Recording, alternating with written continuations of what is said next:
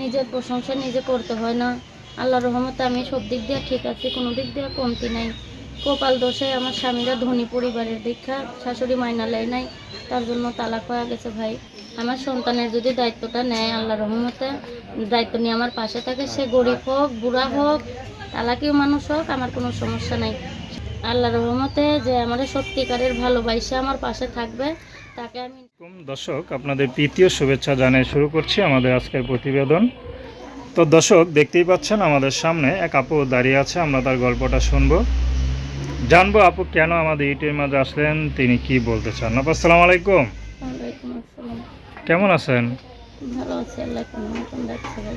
নাম কি আপনার? আমার নাম শান্তনা। শান্তনা। আপনার কথা শুনে তো মনে হয় যে অনেক কষ্টে আছেন। খুব কষ্ট আছে ভাই, অনেক কষ্ট। এত সুন্দর হয়ে আবার কিসের কষ্ট? কিসের কষ্ট ভাই, বিয়া হয়েছে, তালাক হয়ে গেছে, একটা বাচ্চা আছে ছোট, 2.5 বছরের একটা বাচ্চা আছে।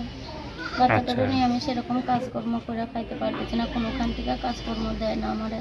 আমি বাচ্চা নিয়ে নাকি পারবো না। আব্বু মারা গেছে, ভাই আছে, বোন আছে, সবাই আছে, যার যার সংসার শেষে নিয়ে ব্যস্ত। আমারে ভাই ভাবি, ভাইকে তো দিতে চায়, ভাবিকে তো আর রাখতে চায় না। এখন আমি আলাদাভাবে থাকি ভাই, যেহেতু আমার বাবা নাই, আমার দায়িত্ব নিয়ে আরও মানুষ নেই। আমার বাবুটারে দেখাও যদি কোনো ভাই আমার পাশে থাকে আমার বিয়া শাদি করে, আল্লাহ রহমতে আমি তারে বিয়া করে সারা জীবন আমি পাশে রাখতে চাই। আমি সেলাই মেশিনেরও কাজ জানি ভাই, আমারে তেমন খাওয়া খরচাও দিতে হইব না তাদের। সেলাই মেশিন কাজ দেন তো স্বামী ডিভোর্স দিয়ে দিছে নাকি? স্বামীর সঙ্গে ডিভোর্স হয়ে গেছে। কেন কেন কেন ভাই, বলেন। শাশুড়িটা একটু ধনী পরিবারের ছিল, আচ্ছা। তার জন্য আমারে মাইনা নেয় নাই, আমরা প্রেম করে বিয়া করছিলাম। ও আচ্ছা মাইনা আচ্ছা। নেয় নাই। তো স্বামী পরে আপনাকে কি ছেড়ে দিতে পারলো, রাখতে পারলো না?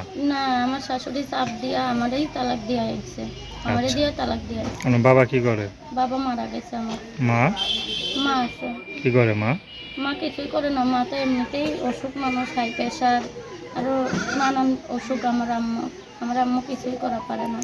আমার আম্মু আমার সঙ্গে থাকে না, আমার আম্মু থাকে আমার ভাইদের সঙ্গে। এখন কি মনে হয় যে টাকা পয়সা কি সুখ দিতে পারে নাকি মানুষের ভালো মন সুখ ভাইরে দিতে পারে? এখন আমার যে হাল যে কষ্ট, আমি এখন দেখি টাকা পয়সায়ও সুখ দেয়, তার সঙ্গে স্বামী তো আরও জরুরি। স্বামী তো আমার পাশে যদি কেউ না থাকে আমার জীবনের তো কোনো মূল্য নাই। আমি একটা, সে বুড়া হোক জোয়ান হোক বিবাহিত হোক তালাকি মানুষ হোক, কত মানুষের কত ধরনের স্ত্রী কাছে না থাকে। আমি সেরকম একটা মানুষ চাই যে সারা জীবন আমার পাশে সে থাক, আমার বাচ্চাটারে দেখাও যদি আমার পাশে থাকে, আমি সারা জীবন তার পাশে থাকবো। আমার একটা কোনো মতন মেশিন নিয়ে দিলে আমিও আয় করব, সেও আয় করবে। তো আপনার সাথে কীভাবে যোগাযোগ করবে? যোগাযোগ নাম্বার আছে ভাই, নাম্বারে নাম্বার বলতে পারেন? আপনিই বলুন। তো দর্শক, আপনারা আপুটির কথা শুনলেন, তার নাম্বারটা হচ্ছে 013383553667। আমি নাম্বারটা আবারও বলছি, 013383553667। তো দর্শক, প্রেম ভালোবাসা সাহায্য সহযোগিতা বিয়ে শাদী করা একান্ত আপনাদের ব্যক্তিগত ব্যাপার। আসুন আমরা 5 ওয়াক্ত নামাজ পড়ি, দেশের সেবা করি। আসসালাম।